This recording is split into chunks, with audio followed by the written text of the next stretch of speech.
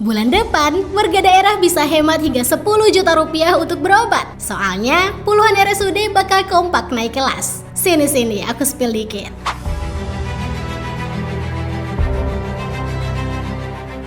Presiden Prabowo Subianto kembali mendorong pemerataan layanan kesehatan di seluruh Indonesia. Pada Mei 2026, sebanyak 21 rumah sakit umum daerah atau RSUD dijadwalkan diresmikan setelah naik kelas dari tipe D menjadi tipe C.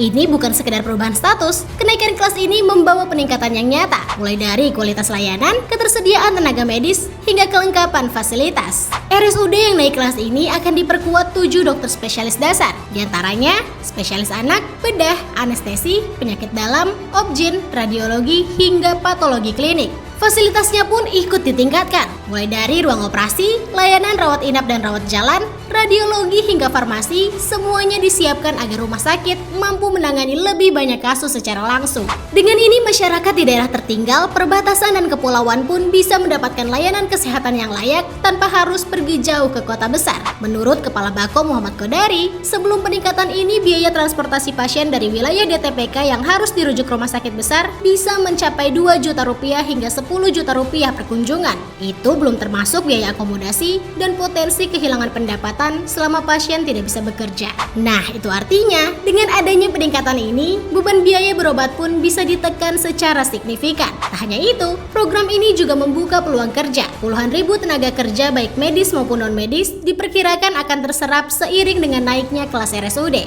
Dan ini baru awal. Hingga 2027 pemerintah menargetkan total 66 RSUD yang naik kelas di berbagai wilayah Indonesia. Semua mengarah pada satu tujuan yang sama, agar layanan kesehatan lebih merata, tidak lagi ditentukan oleh lokasi. Karena pada akhirnya, akses terhadap layanan kesehatan yang berkualitas adalah hak setiap warga negara dimanapun mereka berada. Segitu dulu spill dikit kali ini. Jangan lupa like, comment, share, dan pantengin terus rangkaian berita menarik lainnya hanya di Garuda TV. Valid, jujur, dan akuntabel.